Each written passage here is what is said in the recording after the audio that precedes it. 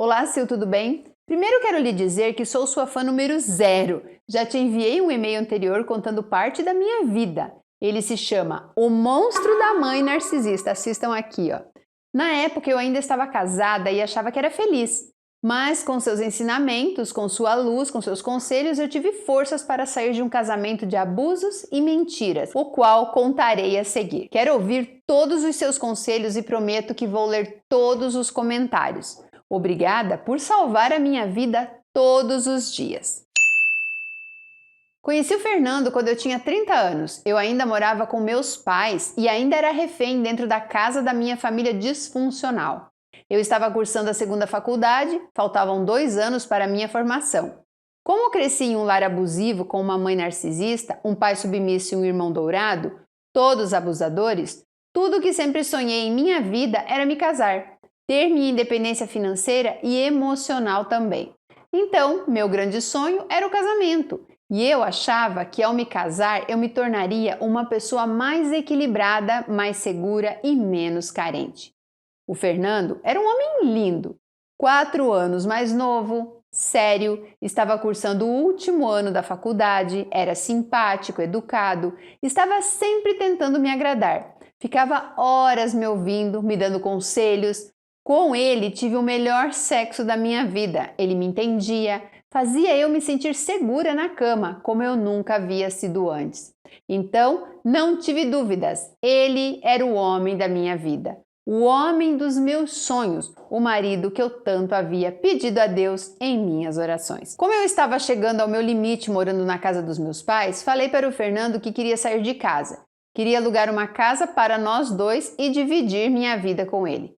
Porém, ele me disse que naquele momento não tinha condições para me sustentar. Então propôs que eu fosse morar com ele em seu quarto, na casa dos pais, até conseguirmos nos estabilizar profissionalmente e irmos para nossa casa. Eu relutei muito, pois tinha trauma de família por conta de tudo que havia passado com a minha.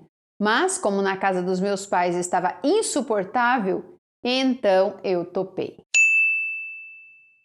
No começo foi tudo incrível. Eu trabalhava de dia e fazia faculdade à noite.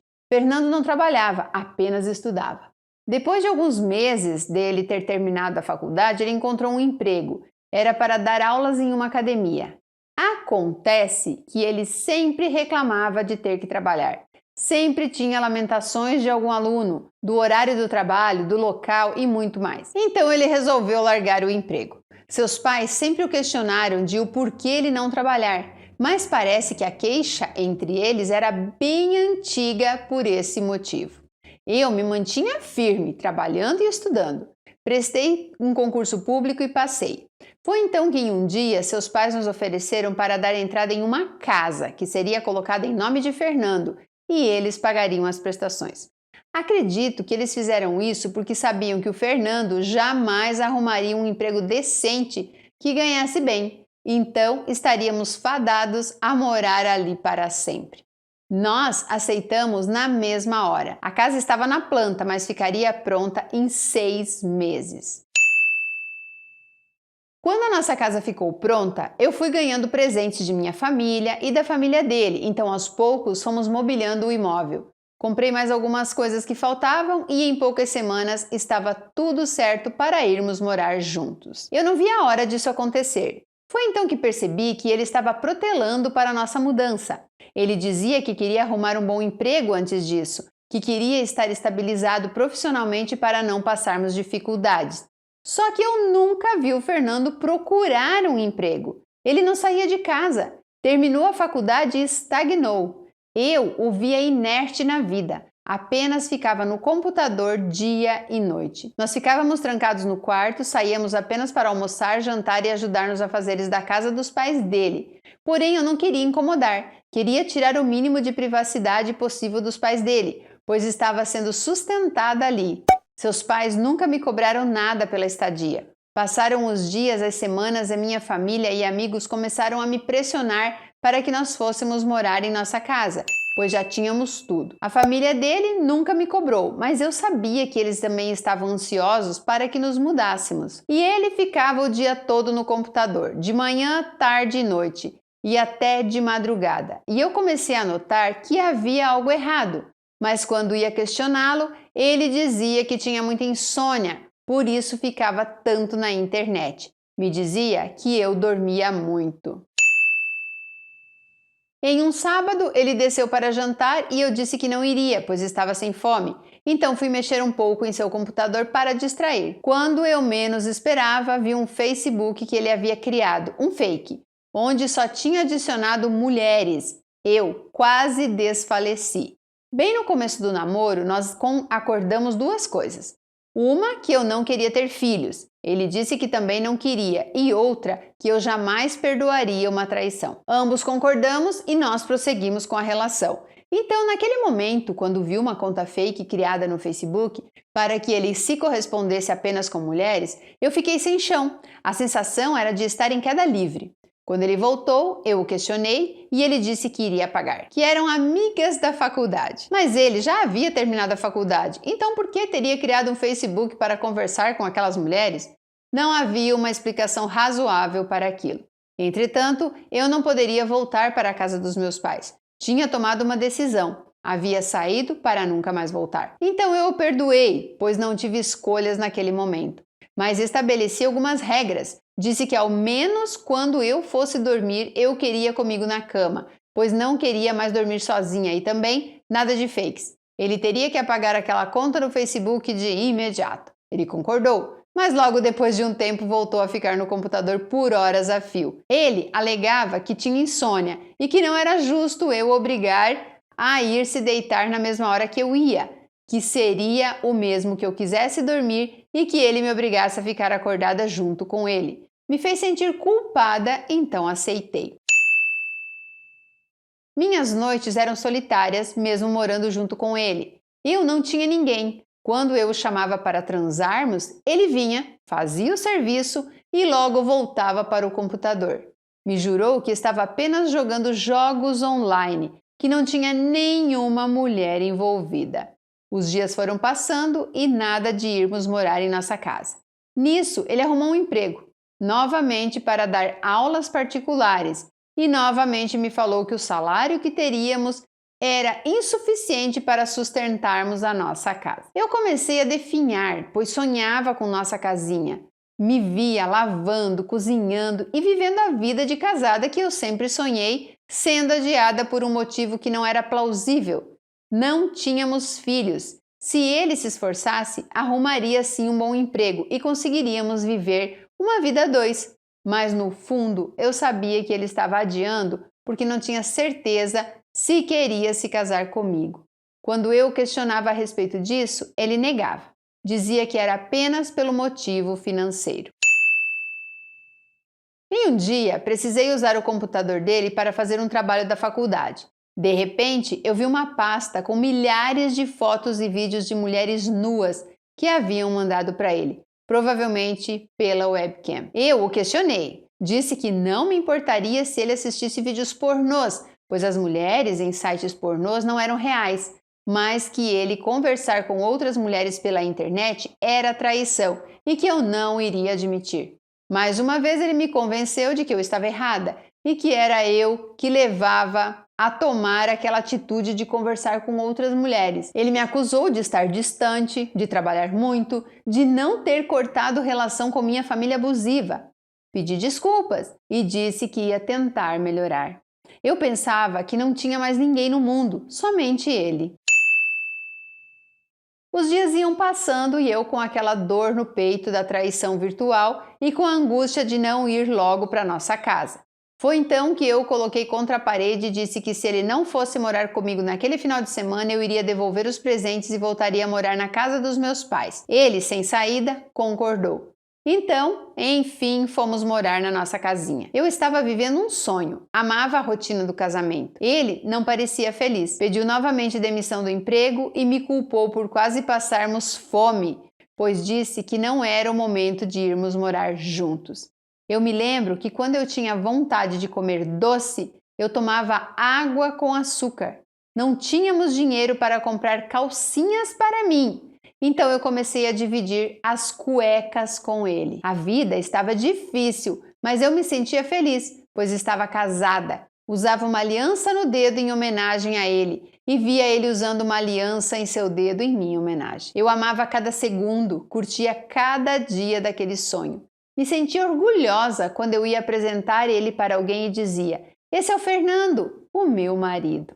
Eu estava vivendo meu sonho todos os dias, então eu ignorava toda e qualquer dificuldade financeira que passávamos. Mas ele não parecia feliz. Eu estava curtindo tudo aquilo sozinha. Ele arrumou outro emprego, dessa vez numa escola. Eu tinha ordens expressas dele de não poder passar nem na rua, pois, segundo ele, a diretora não iria gostar. Aquilo me machucava muito, pois eu sabia que se eu não poderia ir ali, era porque ele tinha um ou mais casos extraconjugais. Mas eu o entendi, pois precisávamos do dinheiro. Na festa de final de ano da escola, eu não pude ir, pois logicamente ninguém poderia levar seu cônjuge. Eu sabia que era mentira, mas engolia. Tudo em nome do meu sonho e do salário dele. Fernando novamente pediu demissão e só ficava no computador. Me lembro que tomava um banho super gostoso, passava creme em meu corpo e o chamava para vir dormir comigo. Ele ia! Transava por obrigação e logo voltava para o computador. Quantas e quantas vezes adormeci de tanto chorar. Mais uma vez, peguei uma conta fake no Facebook criada por ele. O questionava e ele sempre me convencia de que eu era culpada por estar ausente, por não me dedicar ao casamento. Ele me fez romper amizades com todas as minhas amigas. Dizia que elas atrapalhariam nossa relação. Hoje entendo que um alvo isolado é mais fácil de se manipular. Nos momentos que mais precisei do meu marido, ele não estava lá. Nos momentos de angústia no trabalho, inseguranças, incertezas, doenças, tristezas, dor e sofrimento, ele não estava lá. A segurança e a estabilidade que o casamento trazia só existia na minha cabeça, não era real. Quando eu ficava doente, ao invés do meu marido cuidar de mim, ele ficava mais tempo no computador e arrumava várias amantes. Isso acontecia sempre. Faz parte do abuso, de quando você mais precisa da pessoa, ela te abandona. Um dia, ao pegar mais uma vez um fake no Facebook criado por ele, resolvi tirar fotos de todas as mulheres adicionadas ali para que eu pudesse entrar em contato com elas. Ele sempre me falava que eram elas que davam em cima dele, que eram elas que o procuravam. Eu sempre acreditei, mas tinha chegado no meu limite e precisava ouvir o lado delas. Naquela semana eu conversei com umas 20 mulheres pelo WhatsApp.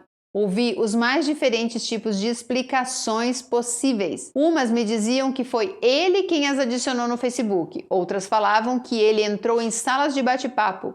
Algumas falavam que ele tinha um fake no Tinder. Outras me falaram que haviam ficado com ele há muitos anos atrás e que ele nunca deixou de conversar com elas. Outras o xingavam, falavam que não aguentavam mais a perseguição dele, que ele era muito insistente. Umas disseram que sabiam que ele era casado, outras nem imaginavam. Umas conversavam de boa comigo e outras ofendiam de todos os nomes possíveis e algumas nem quiseram falar comigo. Muitas estavam loucamente apaixonadas por ele e era triste ver como ele as enganava.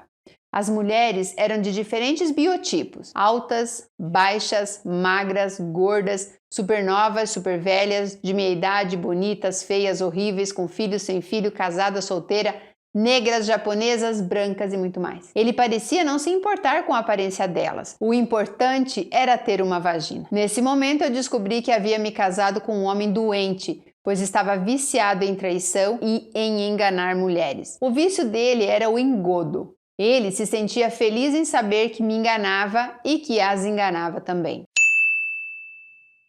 Nessa última vez eu quis o divórcio. Peguei todas as minhas coisas e fui dormir na casa da minha mãe. Queria realmente a separação. O sonho havia se transformado em um pesadelo e àquela altura eu tinha chegado no meu limite. Eu preferia voltar para o inferno na casa dos meus pais. Então eu aguentaria alguns meses, juntaria dinheiro e iria para algum lugar onde pudesse ter paz. Porém, Fernando veio falar comigo e dessa vez ele assumiu toda a culpa. me disse que era doente e que era um sociopata não diagnosticado, mas que já tinha lido muito a respeito da sociopatia e que se encaixava em todas as características. Hoje sei que além de sociopata, ele também é um narcisista. Então, ele me pediu ajuda, se ajoelhou e implorou pela última chance. Eu estava entre voltar para o inferno, que era a casa dos meus pais, ou ir para o inferno 2, que era voltar para a casa do sociopata narcisista. Entre as duas opções, eu preferi dar uma última chance para o Fernando, então voltei para a casa dele. Mas dessa vez com várias regras. Teria horário para ficar no computador, hora de dormir, iríamos juntos para a cama e ficaríamos até amanhecer. Sem segredos. Se alguém desse em cima dele, ele teria que me contar. Se ele sentisse vontade de ficar com outra pessoa, eu deveria saber.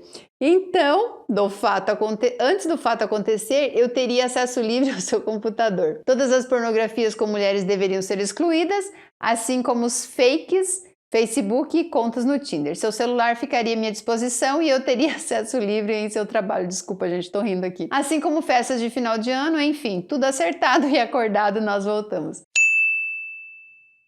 Eu ainda me sentia magoada, triste e machucada, mas estava disposta a tentar e não iria insistir. Foi então que, em novembro do ano de 2019, minha mãe narcisista descobriu que estava com um câncer terminal. Ficou internada e o médico lhe deu dias de vida. Então eu me prontifiquei a dividir os dias que lhe restavam com meu pai e com meu irmão no hospital. Não foi fácil, eu tive que me ausentar do trabalho. Quase não parava em casa, pois o estado da minha mãe exigia muito de todos nós. Ela não se virava mais sozinha na cama, de um lado para o outro, usava fraldas, precisava de ajuda para tudo, era muito desgastante. Entre idas e vindas no hospital, um dia eu fui para minha casa tomar um banho e pegar algumas peças de roupas limpas. Mais uma vez peguei o Fernando conversando com uma mulher na internet. Ele sempre fazia isso na hora que eu mais precisava do apoio dele, ele corria para a internet para conversar com outras mulheres. Só que dessa vez eu enlouqueci. Enlouqueci porque era o momento mais delicado da minha vida e ele havia me pedido a última chance, porque ele mais uma vez não tinha sido honesto comigo, nem com ele mesmo. Porque enquanto eu estava me desgastando naquela situação, ele estava batendo uma na net para uma mulher qualquer. Eu gritava, cuspia na cara dele, só não bati porque sinceramente fiquei com medo dele revidar, mas sabia que ali era o máximo que eu poderia aguentar. Eu iria cuidar da minha mãe em seus últimos dias e depois disso iria me separar. Em algumas semanas minha mãe narcisista faleceu e eu nem fui em seu velório, nem em seu enterro, pois ela me maltratou até seu último dia de vida. Ela não deixava eu almoçar nem jantar, me fazia de empregada, não me deixava dormir, jogava os familiares contra mim e foi muito difícil. Seus abusos não tinham fim. Então não consegui perdoá-la antes da sua morte.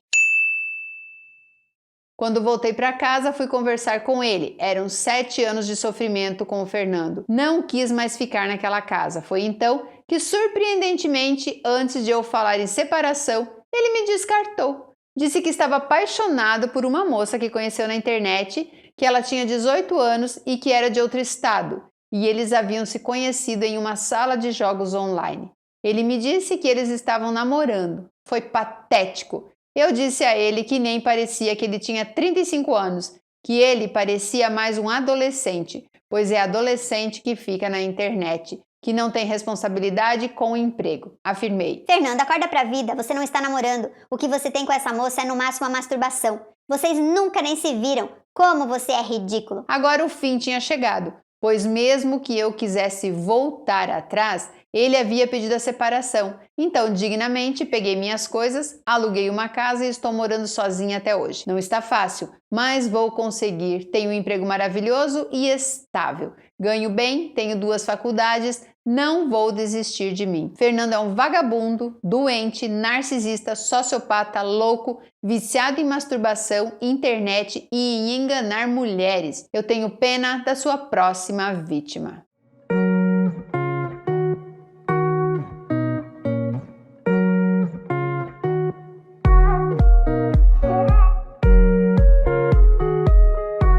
Gente, eu tive que rir ali no meio, Por que que eu tive que rir? Por conta dos acordos. Gente, não existe acordo. Gente, pelo amor de Deus, isso não existe. Você pode determinar regras no relacionamento, um acordo, mas se a pessoa descumprir o acordo, pronto, o contrato vai ser cancelado. O que adianta ela determinar as regras? Ai, agora ele não pode mais ter conta.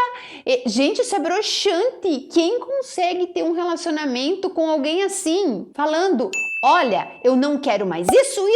Meu Deus, gente, isso tem que partir da pessoa. Se a pessoa não tem caráter para te respeitar, por que você vai continuar com ela? Jesus amado. Teve uma pessoa que foi, acho que, não sei se foi investigar a vida do meu namorado, do Fábio, não sei o que a pessoa fez, eu sei que daí ela falou assim pra mim, ai, eu vi seu namorado no Tinder. Sabe aquelas pessoas que elas vêm fazer as coisas pra destruir o que tá bom, o que é bonito e o que elas não têm e nunca vão ter? Então, foi com esse tom. Daí eu falei, mas quem que não tem Tinder hoje em dia? Todo mundo tem Tinder. E aí ele comentou comigo, olha, fulana começou a me seguir no Instagram, fulana me adicionou no Facebook. E daí eu falei pra ele, fulana também te achou no Tinder. Aí ele olhou pra mim e falou assim, não acredito. Eu falei, sim. Aí ele falou assim, você vai se sentir melhor? Você quer que eu exclua a minha conta no Tinder? Eu falei, eu não. O Tinder é seu. Você faz com ele o que você acha que deve fazer. Você deve respeito a mim. Mas eu não vou ditar regras na sua vida. Você tem que fazer isso.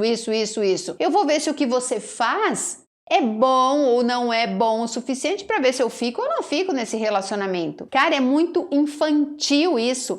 Eu vou ter acesso ao celular. Primeiro que homem que quer trair vai te trair de qualquer jeito. Você pode ter o celular. Isso, inclusive, o Fábio fala quando a gente faz as lives do Clube dos Canais. Ele falou muitas vezes lá. Querem descobrir traição do marido? Vai procurar um chip, um celular, alguma coisa escondido lá aonde está o step do seu carro no porta-malas. É lá que os homens escondem as coisas que eles não querem que vocês vejam. Você acha que se o homem quer te trair, te dar o acesso do celular dele, ele vai passar aquele número para alguém? Ele vai conversar com alguém por ali? Gente, vamos acordar. Nós somos mulheres maduras, adultas. A gente não acredita mais em Papai Noel e Fada do Dente. Não acreditamos mais em conto de fadas. Se você determinar no começo de um relacionamento que o relacionamento é aberto e vocês podem ficar com quem quiser, ponto. Você não pode ter crise de ciúmes. Você aceitou aquilo. Agora, vim fazer essa palhaçada de meu Deus, você não vai mais ter Instagram, você não vai mais ter Facebook, eu vou cuidar da sua vida. A partir de agora você vai dormir comigo. O que adianta você determinar isso? O cara vai dormir com você, mas ele não queria estar ali. Ele tá fazendo aquilo por obrigação. Amor não se obriga ninguém a sentir pela gente. O cara era mau caráter e você não ia mudar ele,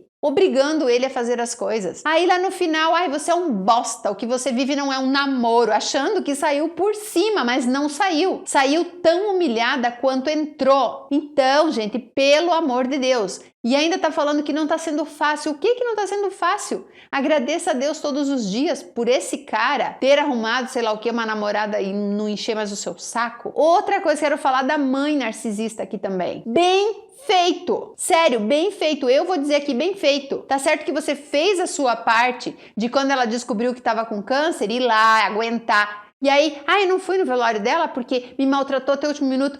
Mas enquanto ela estava viva e respirando, você foi submissa a ela. Não adiantou mandar aquele e-mail todo lá. Continuou indo na casa, continuou indo lá no hospital limpar a bunda da vagabunda. Isso mesmo, gente. Não é porque é mãe que merece o meu respeito se trata a filha da maneira com que ela tratou. Se vocês não assistiram o vídeo, tá aqui, já coloquei aqui no card. O monstro da mãe narcisista. Mas ela não teve coragem até o último minuto de falar pra mãe o que pensava. Foi lá ser maltratada, daí quando a mãe morreu, ela se sentiu livre. Mas não se libertou, não se libertou. Se libertar é quando a gente tem coragem de falar as coisas, de tomar uma atitude. O que você fez agora, tiraram de você isso. Você não conseguiu tirar. E eu tenho certeza que se esse cara vir atrás de você, é bem capaz de você cair na dele de novo. Então o que eu quero dizer com este e-mail? Que vocês só passam na vida de vocês aquilo que vocês se propõem a passar. Continuou com a mãe lá, continuou com o cara ali, explodiu, o momento mais delicado da minha vida. Que momento delicado? Gente, sério, eu encaro a morte de uma maneira bem tranquila. Bem tranquila porque eu sei que todo mundo vai morrer,